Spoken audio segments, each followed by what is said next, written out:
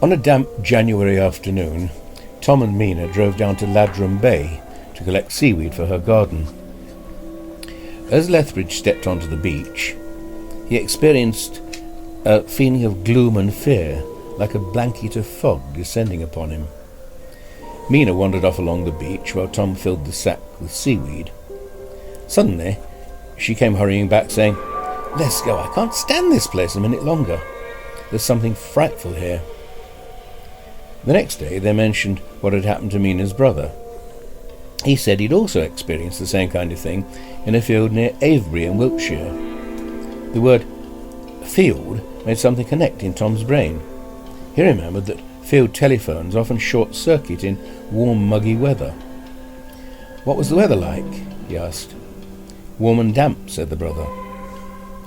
An idea was taking shape. Water. Could that be the key? It had been warm and damp on Ladram Beach. The following weekend they set out for Ladram Bay a second time. Again, as they stepped onto the beach, both walked into the same bank of depression, or ghoul, as Lethbridge called it.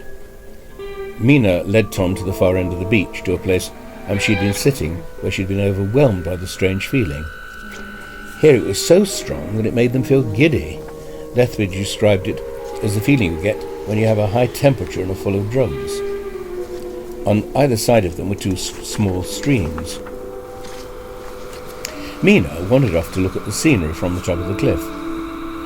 Suddenly she walked into the depression again. Moreover, she had an odd feeling, as if someone, or something, was urging her to jump over. She went and fetched Tom, who agreed that the spot was just as sinister as the place down on the seashore below. Now he needed only one more piece of the jigsaw puzzle, and he found it, but only years later. 9 years after the first known experience of depression were felt on those cliffs, a man did commit suicide there.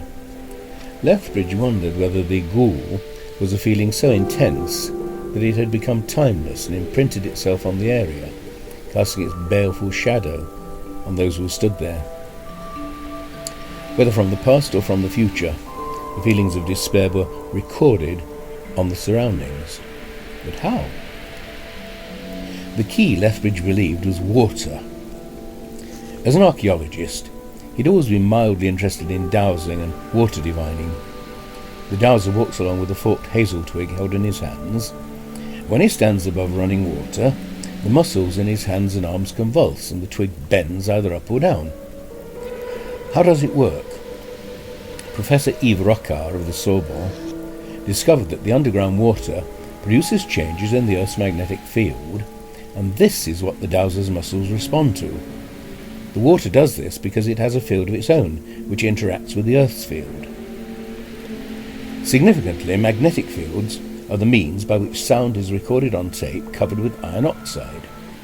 Suppose the magnetic field of running water can also record strong emotions, which, after all, are basically electrical activities in the human brain and body. Such fields could well be strongest in damp and muggy weather. This would also explain why the banks of depression seemed to form a kind of invisible wall.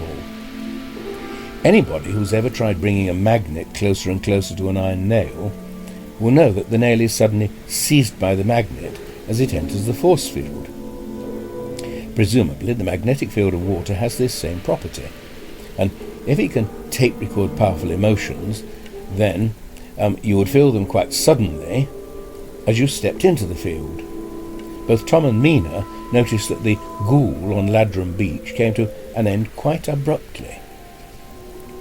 What about ghosts? That is, things actually seen rather than just sensed. Here again, Lethbridge was convinced that his electrical theory fitted the facts. In 1922, when he was an undergraduate at Cambridge, he'd seen a ghost in the rooms of a friend. He was just about to leave late at night when the door opened and a man wearing a top hat came in. Assuming he was a college porter who'd come to give his friend a message, Lethbridge said good night and went. The man didn't reply. The next morning, Lethbridge saw his friend and asked casually about the identity of the man in the top hat. His friend flatly denied that anyone had come in. And when Lethbridge brooded on it, he realised that the man had not worn a porter's uniform. he wore hunting kit.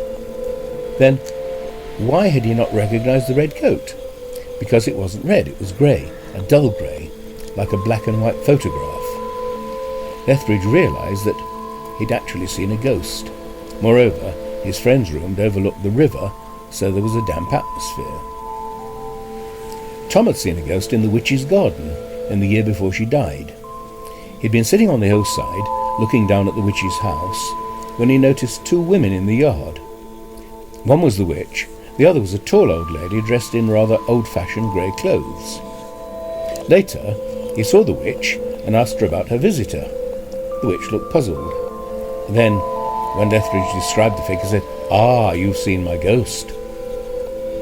This happened in 1959, before Lethbridge had his important insight on Ladram Beach, so it never entered his head that the ghost he'd seen was a kind of tape recording. His first thought was that the old lady in grey might be some kind of thought projection. In other words, a kind of television picture caused by someone else thinking about the ghost, and somehow transferring the thought into his own mind. Then it struck him that ghosts are supposed to reappear on anniversaries. So, he and Mina decided they'd go to the same spot at the same time the following year and see what happened. In fact, nothing happened. They stood quietly at the same spot on a fine, warm morning. The old lady failed to appear. However, both of them noticed a kind of electrical tingling feeling in the atmosphere.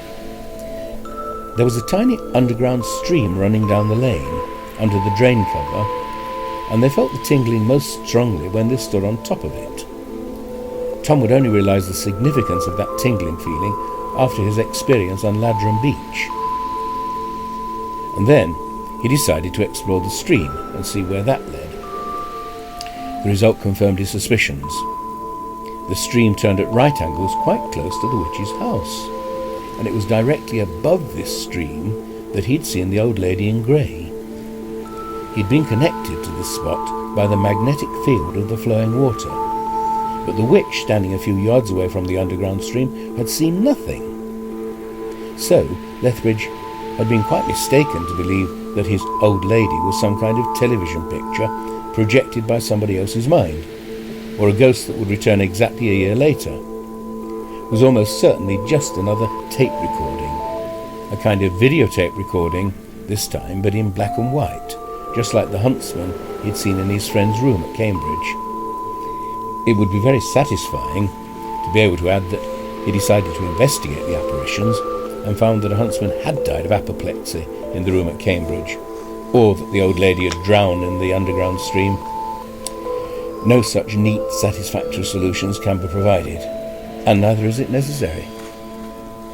The huntsman had probably been a previous inhabitant of the rooms. The old lady had probably lived most of her life in Home Mill, the witch's house. From her clothes, Lethbridge thought she dated back to before the First World War. But there's no earthly reason why the force field of water should record only unpleasant emotions. The old lady might have been unusually happy or excited when she was photographed on the field, or perhaps she passed over the spot so often that her image finally became indelibly imprinted there. How much evidence is there for the Lethbridge theory of ghosts and ghouls? Well, to begin with, it's worth noting that his tape recording theory was by no means new. In America in the 1840s, a professor named Joseph Rhodes Buchanan was intrigued when a certain Bishop Polk told him that he could detect brass in the dark by touching it with his fingers, and it produced an unpleasant taste in his mouth. Buchanan tested him and found it was true. He discovered that certain of his students also had the same curious ability. In fact, some of them could even describe different substances that were wrapped up in brown paper. Buchanan decided that the nerves produced some kind of force field. He called it the nerve aura, which streams out of the finger ends and which operates like an extra sense. What really puzzled him was that some of his sensitives could hold a sealed letter and describe the person who'd written it, and whether the writer was sad or happy at the time. Buchanan explained this by suggesting that all substances give off emanations, another name for a force field, on which human emotions can be recorded. He'd stumbled on Lethbridge's theory just about 100 years before Lethbridge. Buchanan's friend William Denton, a professor of geology, took the theory even further. He tried wrapping pieces of Hawaiian volcanic rock in paper and handing it to a sensitive, who immediately saw in his mind an island in the midst of blue seas and an exploding volcano.